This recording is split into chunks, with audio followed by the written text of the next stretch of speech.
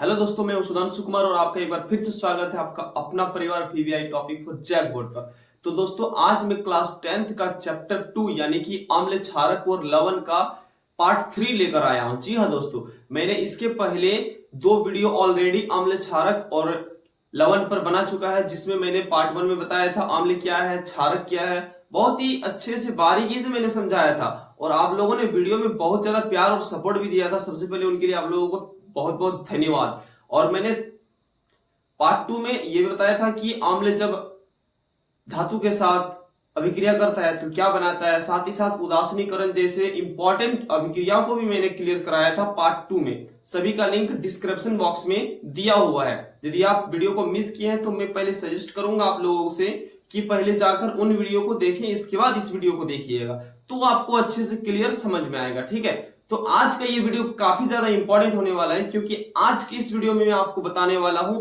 PH scale के बारे में। जी हाँ, मैं आज आपको क्लियर करूंगा पीएच स्केल क्या है। साथ ही साथ मैं आपको बहुत ही इंपॉर्टेंट चीज बताने वाला हूं, प्लास्टर ऑफ पेरिस। जी हाँ, आपने कई बार सुना होगा प्लास्टर ऑफ पेरिस। जब हड्डी वगैरह टूट जाता है तो प्लास्टर ऑफ पेरिस का इस्तेमाल से डॉक्टर हड्डियों को ज्वाइंट करते हैं, है ना। तो प्लास्टर ऑफ पेरिस कैसे बनता है और उसका क्या क्या उपयोग होता है, सभी को मैं क्लियर करूंगा। तो वीडियो पर बने रहिए और चैनल पर नए हैं तो चैनल को सब्सक्राइब भी कर दीजिए। तो चलिए वीडियो को करते हैं स्टार्ट। तो देखिए यहाँ पर क्वेश्चन है पीएच स्केल क्या है, ठीक है ना। पीएच स्केल किसको कहते हैं, तो इसका मैंने आंसर लिखा है किसी विलयन में उपस्थित हाइड्रोजन आयन की सांद्रता। ध्यान दीजिएगा, किसी विलयन में उपस्थित हाइड्रोजन आयन की सांद्रता। क्या दोस्तों, हाइड्रोजन आयन की सांद्रता ज्ञात करने के लिए विकसित स्केल को पीएच स्केल कहते हैं। ध्यान दीजिएगा, इसका मतलब क्या हो गया, इसका मतलब ये हो गया कि कोई विलयन, मान लीजिए विलयन ए और विलयन बी, ठीक है ना, दोनों अम्ल है, दोनों क्या है, अम्ल है, यानी कि दोनों का स्वाद क्या है, खट्टा है। विलयन ए का भी और विलयन बी का भी। इसमें विलयन ए में है अम्ल और बी में भी है अम्ल, दोनों स्वाद में खट्टा है। लेकिन बिना चखे हम कैसे पता करें कि विलयन ए का स्वाद ज्यादा खट्टा है या विलयन बी का स्वाद ज्यादा खट्टा है। तो इसके लिए पीएच स्केल है। क्या है, पीएच स्केल।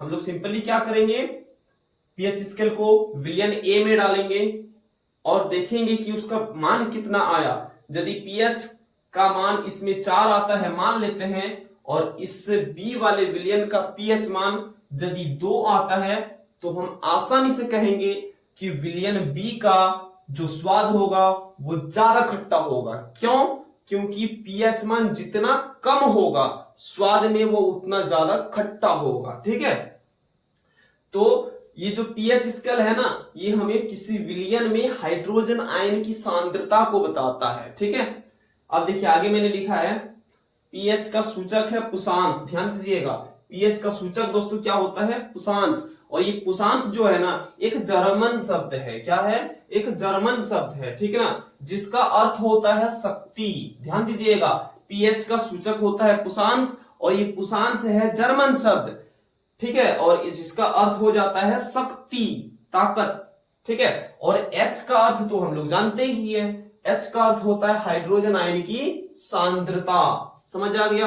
अब मैंने यहाँ 3 पॉइंट्स लिखा है, इन पॉइंट्सों को देखिए, काफी ज्यादा इंपॉर्टेंट पॉइंट्स मैंने लिखा है। मैंने लिखा है अम्लीय विलयन का पीएच मान 7 से कम होता है। ध्यान दीजिएगा दोस्तों, अम्लीय विलयन, कौन सा विलयन, अम्लीय विलयन का पीएच मान 7 से कम होता है। अभी तो मैंने बताया ना, बिल्कुल बताया भाई, जिसका पीएच मान जितना कम होगा ना वो स्वाद में उतना ज्यादा खट्टा होगा। क्यों, क्योंकि अम्ल का पीएच मान 7 से कम होता है। समझ गए ना। अब देखिए उदासीन विलयन का पीएच मान 7 होता है। किसका, उदासीन विलयन का। उदासीन विलयन किसको कहते हैं, वह विलयन जो स्वाद में ना ही खट्टा होगा और ना ही कड़वा होगा, यानी कि वो अम्ल भी नहीं और क्षारक भी नहीं। तो ऐसे विलयन को हम लोग उदासीन विलयन कहते हैं। ठीक है, और ये जो उदासीन विलयन है इसका पीएच मान 7 होता है। साथ ही साथ मैंने लिखा है क्षारीय विलयन का पीएच मान 7 से अधिक होता है। क्षारक विलयन का जो पीएच मान होगा दोस्तों वो 7 से अधिक होगा। ध्यान दीजिएगा, बच्चा कंफ्यूज हो जाता है कि क्षारक में 7 से अधिक होता है या फिर अम्ल में 7 से अधिक होता है, कंफ्यूज हो जाता है। तो कंफ्यूज को दूर करने के लिए इसके लिए मैं एक तरीका बताता हूं आपको। देखिए ये अम्ल है, ठीक है ना, अम्ल मैंने लिखा और ये मैंने क्षारक लिख दिया। ठीक है, तो आप जरा गौर करिए तो यहाँ पर कि अम्ल कितने अक्षर से बना हुआ है और क्षारक कितने अक्षर से बना हुआ है। तो गौर करिए, अम्ल यहाँ पर 2.5 अक्षर का है, 1 अक्षर 2 अक्षर और यहाँ पर आधा अक्षर है म, है ना। तो अम्ल 2.5 अक्षर का है जबकि क्षारक 3 अक्षर का है। तो ज्यादा कौन हुआ भाई, अधिक कौन हुआ, तो क्षारक ना हुआ अधिक, क्षारक हुआ अधिक, क्योंकि क्षारक 3 अक्षर का है तो क्षारक अधिक हुआ, यानी 7 से अधिक होगा क्षारक।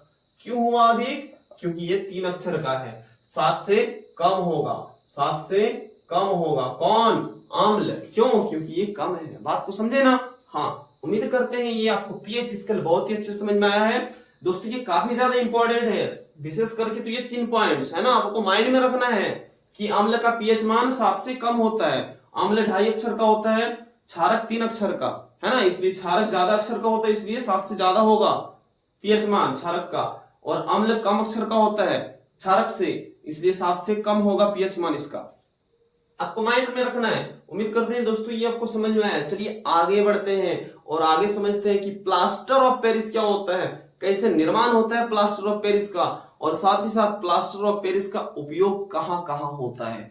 तो वीडियो में बने रहे। वीडियो को लाइक नहीं किए तो लाइक करना बिल्कुल ही ना भूलें। तो दोस्तों देखिए यहाँ पर क्वेश्चन है, प्लास्टर ऑफ पेरिस कैसे बनाया जाता है, इसके उपयोगों को लिखे। यानी कि प्लास्टर ऑफ पेरिस का निर्माण कैसे होता है और इसका क्या उपयोग है, यही पूछ रहा है क्वेश्चन में।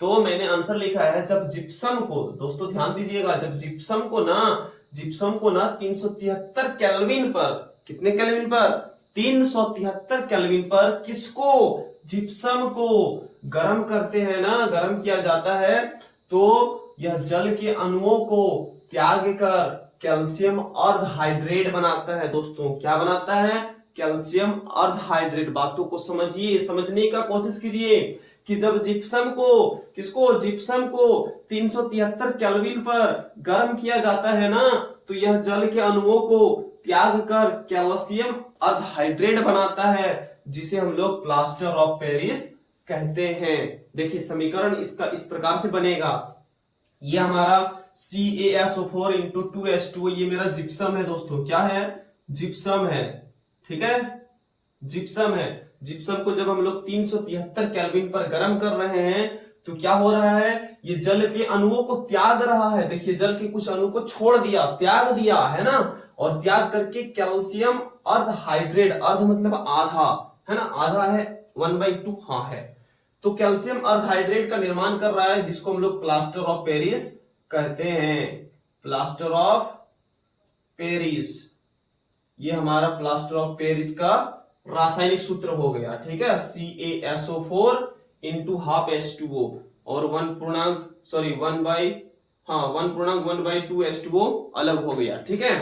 तो इस प्रकार से प्लास्टर ऑफ पेरिस का निर्माण किया जाता है, बनाया जाता है। अब देखिए इसका उपयोगों को देखते हैं हम लोग, ठीक है, इसका उपयोग।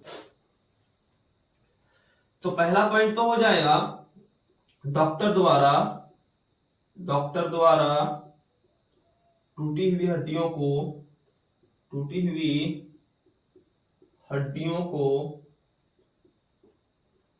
सही जगह स्थिर करने